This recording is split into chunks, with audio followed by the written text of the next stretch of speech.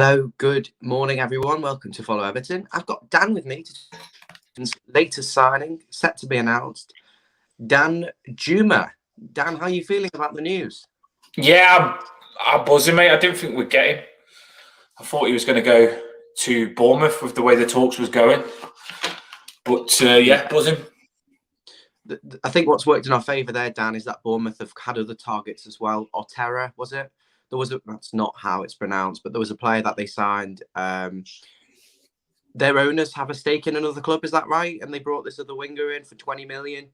So I think that obviously swayed the deal for Everton's target in their favour, but potentially the opportunity for guaranteed first team football. Yeah, I think you're bang on. I think it definitely helped that that other player seemed to have gone through before this player, but still didn't think we'd get him because there was other interest on from Europa League teams and stuff like that. So it wasn't a player that I thought we'd get. I thought there was talks, it come up, but I felt like it had gone, and we stopped talking about him, but it come back up. So I'm happy with him. I am really happy with him, and I think we all just needed a signing just to give us that little boost. So on Danjuma, he's played for Bournemouth. He has had Premier League experience before.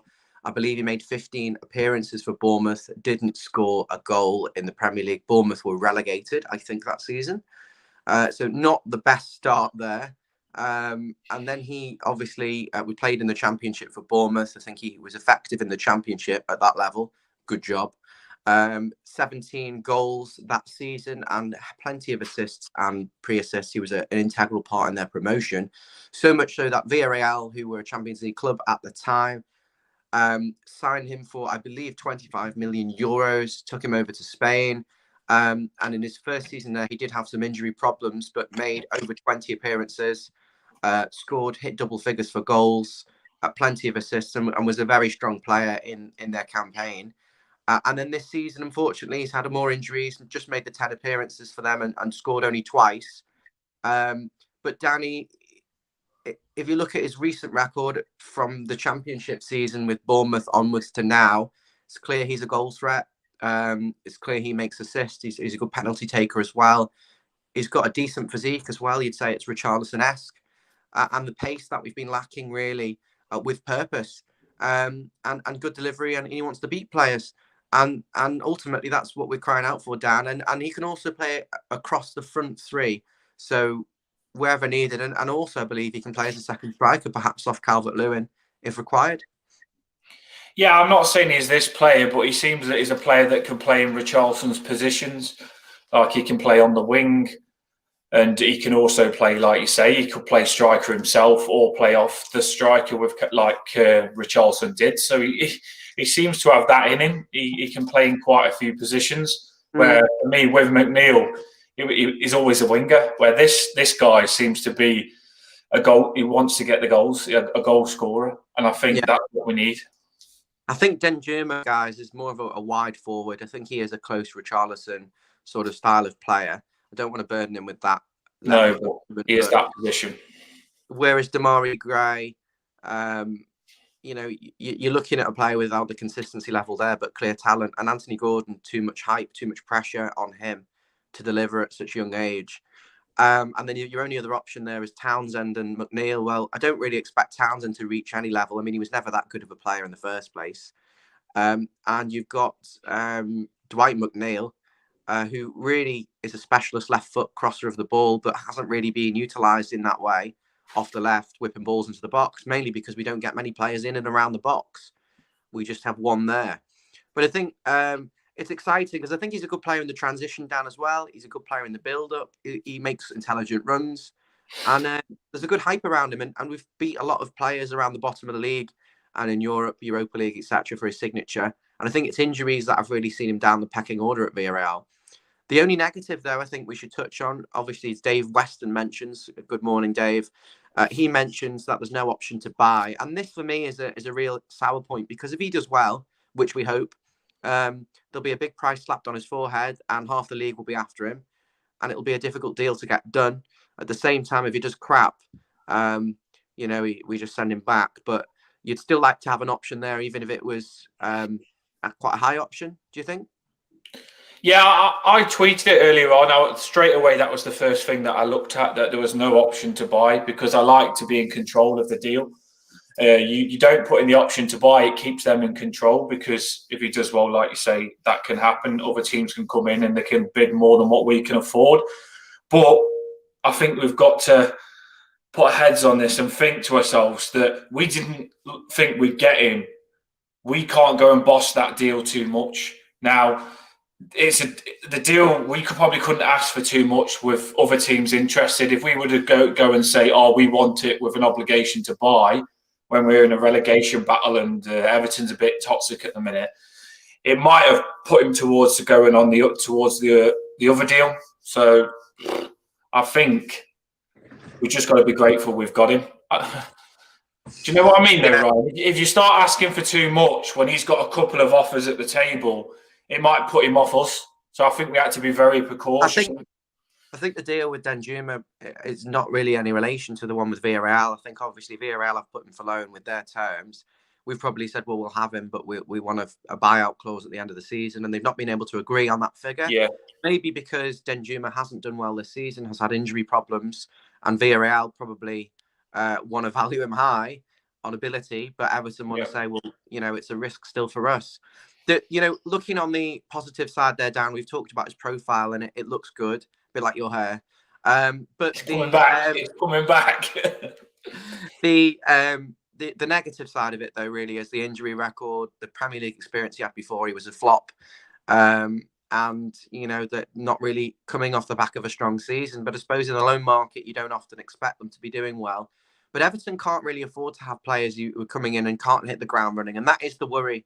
We need more players. With respect, this won't be enough, I suspect, to keep us in the league. I think the signing of Danny Ings to West Ham will give them a bit of an edge that I think we should have really fought for Danny, because I think he would have guaranteed goals. I think he'll get them 8 to 10 goals this season if he plays. And, it's a shame, Dan, that we aren't able to get more players in, but we didn't expect in reality us to have deals lined up for January the 1st because of the way the market is and because of the way Everton are at the moment with the lack of funds to actually cherry pick players. It almost seems like we're waiting to see which players come free, which might be free. And I think we'll see some more movement, but perhaps not really till the end of the window. I mean, what are your thoughts on that? Do you expect anyone else to come in now? Yeah, I think the transfer window's only just started kicking off for us, and this is a good start because he won't be in for today, but he'll be in for next game, and we'll move on to get a striker and a winger now, Ryan, and things look a lot different for us. The options are there. One thing I will say is it's going to be an interesting window, because I woke up this morning and you see Gordon's talks. Newcastle want him, other teams want him. And then Gordon's gone and liked a tweet of Newcastle interested in him. I don't know whether you've seen that. He's gone and liked it, that Newcastle are interested in him. So a lot of Everton fans. Real? Yeah, it looks real. It looks real. He's liked a tweet of him going to Newcastle. So a lot of Everton fans have gone uproar on that. So there's talks on Keane going out. There's talks on Holgate going out. Gordon maybe. It's going to be an interesting window. Holgate's got to go. I mean, he's completely redundant now. And if he's got, I don't know what's left on his contract, but surely there should be some sort of market for him to go. To another club, get some football. He's at a good age for Mason, but I'd be wanting. Thanks, Ian. I'd be wanting 10 to 12 million really for Mason Holgate, given his experience. Even though he's utter garbage. I hope you're not watching this if you're interested in signing him, but. I think that's the sort of player who's a disposable asset, Dan, because we don't really need him. We've got Ben Godfrey, who's very similar to him and equally shite. So we should probably get rid of Mason. What do you think? If a good offer came in, if you look at we know these players, so we don't like them because they've let us down a lot. But it's like us signing Danjuma. He's not been playing well, but we're taking a risk on him with our defenders. Some people might see Holgate playing well. Some people might see Michael Keane playing well and want to take the risk and think they can get that player. So you've got to settle. He's a coaching and a mentality one that I think if someone can get it right, they'll get a decent centre back there. Exactly. So you've got to sell them for a decent amount, Ryan. You can't just frigging just because we don't rate them. I think we should get for Holgate and maybe 6 or 7 for Michael Keane. I mean, it's one of those difficult situations where realistically, I think all of our centre backs are just pretty woeful. They've all the problem with them all, Dan. I mean, you'll say Tarkowski's good, but then the weaknesses of each central defender kind of outweighs the positives for me. Whereas he's really good at reading the game, he's got no pace, and he's terrible 1v1. And it's just, I mean, obviously Cody and Tarkowski are good defenders, but maybe we're not getting the best out of them. But we need investment in that area, don't we, Dan? We need someone young and up and coming with pace, with strengths, with who can read the game, and we're not in a position to get that. So we are cobbling together a squad, and I think when I look at it on the balance, I think we're a bit too top heavy with sort of the Holgates and the centre backs and stuff. Mina won't get a new contract. Maybe he could be one you'd move on. But I actually would probably pick Yerry Mina to start today against West Ham over Connor Cody. If I was in charge, I'd give him an opportunity to come in, because I didn't think much of Cody against Brighton. Well, any of them really, to be honest with you. I mean, I was having a bit of a debate last night, Dan, with some of my friends who are all Liverpool fans, in fairness. Unfortunately, that is the generation, and a lot of them are. But they were saying to me, Everton have spent 600, 700 million, and Liverpool have spent a similar amount, and look at the success. And obviously we're having a bit of an argument, and I was saying, well, Liverpool are massively underachieving this season. They've spent a fortune. The difference is the squad that we've got now isn't the 500, 600 million pound squad, is it? It's a squad full of free transfers, youth players and loans. All those players we signed, we've moved on because they've been a shambles. It doesn't mean we haven't spent the money. The board must be held accountable. Everyone involved in that should be held accountable. But the players we've got now, Dan, they're a mix of loans, free transfers, and youth products. 1 to 11. Coleman, signed for buttons. He's coming to the end of his career. Tarkowski on a free. Cody on loan. Michaelenko, we paid big money for him, but I don't rate him at all. Compared to other fullbacks at Premier League level, he's just not got it for me. Gray for buttons. Gordon has come through the academy. Garner, we got on a very low transfer. The only big one there is Onana. Iwobi was formerly our worst player and is now our best player, although his form has fallen off a cliff in the past 10 weeks. And then you've got Calvert-Lewin, and we got phenomenal fee from Sheffield United, and we've got no one else up front apart from Mopé. And I believe we did try and sign Trossard from Brighton in the summer and ended up with Mopé instead. So this isn't the squad we've had that investment in, and there is limited investment in this current squad that Lampard's got. But at some point, this financial fair play thing has got to even out, Dan, because I don't think it's worth the paper it's written on. You've got Chelsea who've spent 400, 500 million in the space of 6 months. Yet Everton are completely hamstrung by being able to sign anyone. And the reality is we need to invest in this squad. And also, Dan, there is a bit of caution, you think, about spending money, maybe not giving out big fees and salaries to players in case it doesn't work out again and we do go down and get lumbered with them.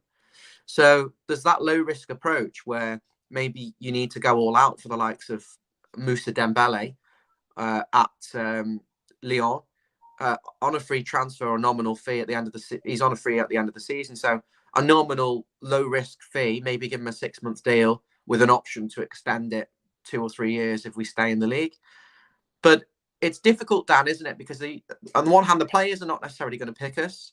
We don't have the funds to go and cherry pick the ones we want, to build something we want.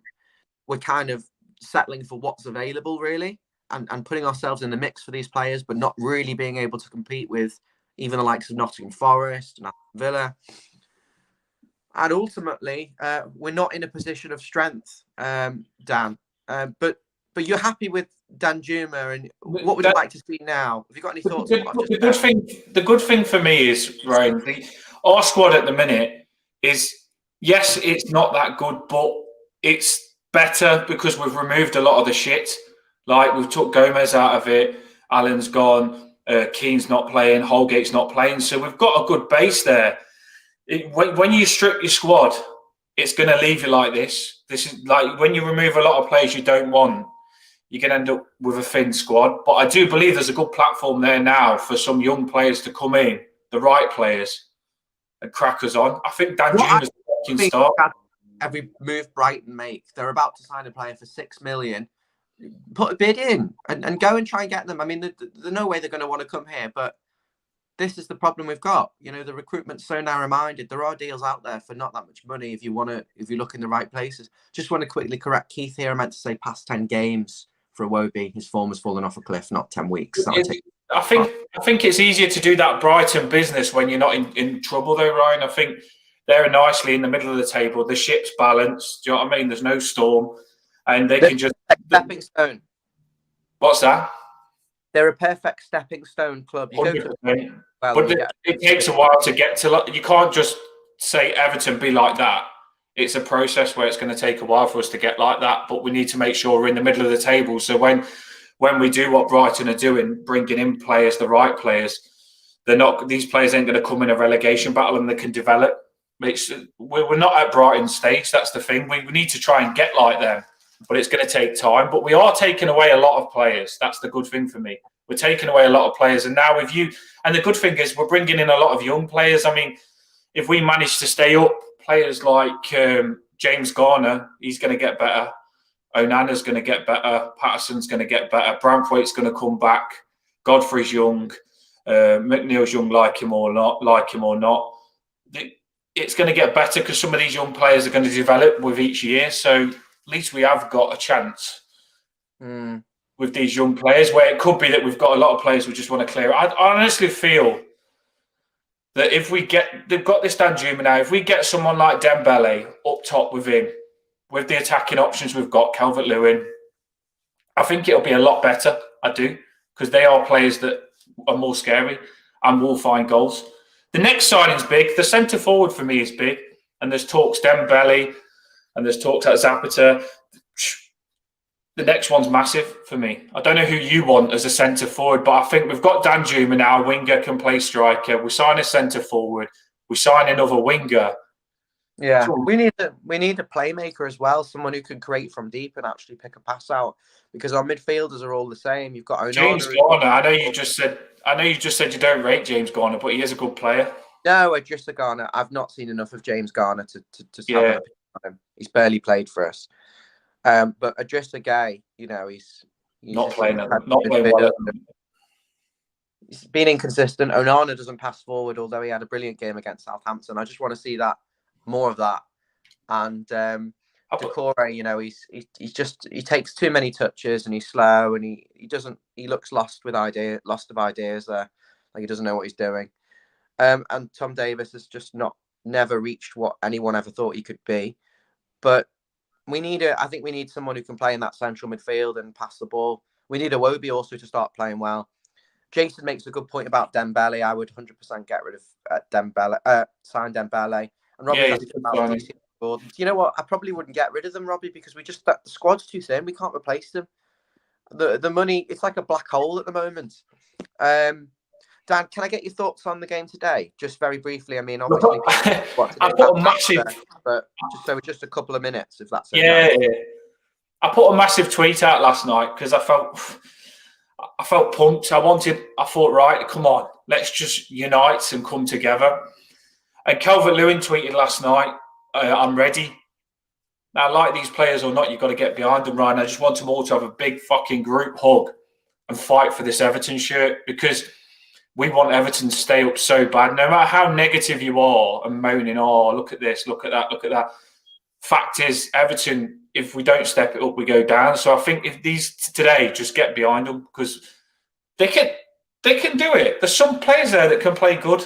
Honestly, we can do it today. We really, really can. And we need to stay up. So they've got to come together. Calvert-Lewin, like I say, he's tweeted that he's going to be at 100%. I hope all the rest of the team are going to be at 100%. And I hope they're going to fight and die for that fucking shirt today, Ryan. Because it's time to start this, like putting the shift in for this relegate. I don't want to go down. I fucking love Everton. I don't want us to go down. And neither do you, and neither does anyone. And people that say, oh, Everton are down, Everton are down. We don't want that. We want them to start fighting. And if they start fighting, we'll get behind it. And I want them to do that today. This is a big game. West Ham are scared as well. A lot of the West Ham fans are saying, oh, you're going to beat us, you're going to beat us. And if we score that first goal, West Ham's going to be toxic. So it's we need a goal. We need a goal and to shut up shop. Great West Ham and get them back in their rut and go there and play like with some authority. But I just see us going there like 5 at the back, but lost of ideas and trying to counter attack. I'm not sure. I'm just nervous, and Dan, I'll be honest with you, I'm probably not going to get to see this game today because it's my brother's 40th in an hour and a half, and it's right over the thing. So if you're going to keep your eye on it, I know what you like. You'll keep your eye. You might not see it, but you'll be looking at flash score 24/7, seeing what the score is, what's happening. I'll be honest, Dan, I'd probably take a 0-0 right now because it's just like I can't bear another defeat, and we need players in, and we need to have a good run. But as long as they all try the best and put a shift in, I just don't want to see no shitty. Do you know where we look at it and say, "Oh, he didn't even try there. Oh, why is he not even trying? Why has he done that stupid thing?" If they all put in a shift, then I can settle with that because I know the capability of some of these players, and I know some of them ain't good enough. But as long as they all put in 100%, I can live with that today, Ryan. And let's just see them. They've said they're up for it. They've tweeted that they're up for it. So let's watch it and let's see if they are up for it. And hopefully they are, because they're in a relegation battle. If they want to stay up this season, they're going to have to fight. So they need to come out today and fight. Yeah, spot on, Dan. Just very quickly, the comments. So Robbie thinks we'll win 1-0 today. Yes, Robbie. Game. Loki saying a 2-1 Everton win. You can't help it, Ryan. See, they want us to win. Every Evertonian does. They can't help it. Devon's saying he's in Jamaica, and he is getting behind his team. Thank you very much, Devon. I also I need to touch on something very briefly. I'm not going to talk about it too much, but I just want to mention, obviously, I'm not quite sure what's going on at the moment, but obviously Ian Yandalf, who is one of our main channel, well, I wouldn't say main members, but he is a host and a pundit. We don't really have main channel members. Everyone's a main channel member. But Yandalf, who's been a massive part of our channel, his dad has been seriously ill, Daniel. He's been on the channel multiple times. You'll have seen him. He's the older guy, the older face on the channel, not Jeff, but he's an absolute gentleman, and he had a heart attack a couple of weeks ago. I'm not quite sure what the situation is at the moment, but I believe they took him off life support yesterday, which was Friday. Haven't heard anything since, but I'll obviously post an update, or I'm sure Ian or Yandalf will. But I just want to very briefly extend my thoughts to Yandalf and everyone who undoubtedly will be upset by what's happened with Daniel, Big Daniel, Uncle Daniel. It's sad, that, Dan, isn't it? And we really send our best to Yandalf and his family. I really don't have any more information for you. I just know he was taken off life support on Friday. We haven't said much because it's Jan's personal stuff, but he has put it on his Twitter what he's going through, and he was on the channel not long ago, and it's honestly broke a heart, as mine as well, because he's speaking to my daughter on the channel not long ago, and he come on my Everton quizzes. He's the biggest Evertonian you'll ever know, and he's hardcore Everton. He knows everything about Everton. He's on the channel fresh as a daisy, normal, and that's happened to him, and gutting, absolutely gutting. Yeah. If you can go on Jan's Twitter and see it, like send him a message or something, it's just gutting. Please do extend your comments to him and thoughts. But I personally was in a bit of a difficult situation because obviously Daniel has been on quite a few of our videos, but nowhere near obviously as many as us. He's his occasional pundit. He's Ian's dad, Yandalf's dad. But at the same time, I didn't know whether it was. I don't know whether he literally just had a message about this. I'm not going to be able to read it, but what was my point? Yeah, we didn't know whether to actually continue doing any videos, did we, Dan? We weren't sure whether it was appropriate, but I just know what Jan's dad was like, because when I did the quizzes, he was like, Jan, make sure you're ready for the channel. Make sure you get on the channel. Don't miss the chat. He loved this channel, Jan's dad did. So I know he'd want us to keep doing the channel, and we don't do it because we're thinking about him 24/7. Sometimes it's been hard to come on. So like I say, we haven't done the channel not thinking about him. We've done it with him in mind. We talk about him in the group and everything. So it's not been out of disrespect. We are thinking of him big time, Jan and his dad. So that's what I want to say on that. We've come on to put the content out, but we are all feeling a little bit deflated. I mean, that's an understatement. But we can't imagine how Ian's feeling, how Yandal's feeling. But we didn't want to not do anything and then just go silent. I just thought I'd mention it on here for those who don't know what's going on. Dan, on that note, the signing of Danjuma brings some positivity. I'm hoping that we can get some more positive, a good atmosphere today down at the London Stadium, get the result. Hopefully the paperwork gets done for Danjuma or the announcement. I think it is just media work. And then we can crack on. 100%. 100%. This signing's good. We need more signings, but let's play well today. I also think that if we can get a result today, it makes us look a lot more attractive for other players to come and more business to be done for players to come to Everton. At the minute, it doesn't look that good, but you beat West Ham. It shows that you might be up for the fight of not getting relegated, and that makes us a lot more appealing in my opinion. And I think you're there. Yep, you're still there. Go on. Yeah, no, I actually was just reading a message from Ian. He's off the live support, Daniel, and he's still here with us. I believe yes, good. Still fighting. He's a fighter. Probably wants to know what the result is for the West Ham game. Yeah. We didn't think it like this. We heard he was going to get off the support soon last night or yesterday, but we didn't know he'd still be here. And the fact he's still here, he's a fighter. He is. There's not much you can say because it's Jan's business, but I'm just glad to hear that he's still here for however long we're on. Is there anything else you want to talk about, Dan, before we just wrap things up? Is there anything that's been on your mind? I know you've been doing a lot of stuff. I'm ready for the game, Ryan. I'm ready for this game. Everton need to frigging stay up, and today you've got to start that fight. You've got to start somewhere, and if we can beat West Ham, it's massive. And it's West Ham, and by the way, I'm going to say this, Ryan. West Ham are a very, very good team. Don't be fooled by the position they are on the table because the players they've got today is a lot harder than some of these teams that have beat us that have been near the bottom today. This West Ham are a very, very good team. And if we beat them, I feel like we're beating Man United because West Ham have got some good players. They really have. They're underperforming. You are right. The thing that's really important is we don't slip down and become a gap away from that group. We need Nottingham Forest, Southampton, Wolves, and I think Southampton, Wolves, Forest, West Ham. We need all of them to kind of just, we can't afford for them to be winning games. We can't afford. You just got to stay in the game. You got to stay in the game because this season's up and down for everyone. You got to stay in the game and pick up what you can and see where you are at the end of the table. You normally have one or two teams on like 4 or 5 points at the bottom of the league, who've just come up from the Championship. We got Fulham and Bournemouth who are more than comfortable. You're just hoping someone's going to slip into the mix, that Wolves are going to revert to type, you're going to see some teams struggling and we can hopefully get some form. Dan, I'm going to have to go because I've got to drive. Yes, mate, thanks. I would just like to say, he's announced, Danjuma, welcome to Everton. Keep us up, buzzing with him I am. And let's go and get a centre forward and a winger. And then we've got good attackers. Up the fucking toffers. Let's get ready for this game. I'm excited. Make sure you like and subscribe. I don't know, Danny, you're going to do a match reaction, even if it's on definitely. After we win, I'll be on celebrating. Trying to say that. Up the fucking toppers. Have a good night, Steve's birthday, and say happy birthday from me.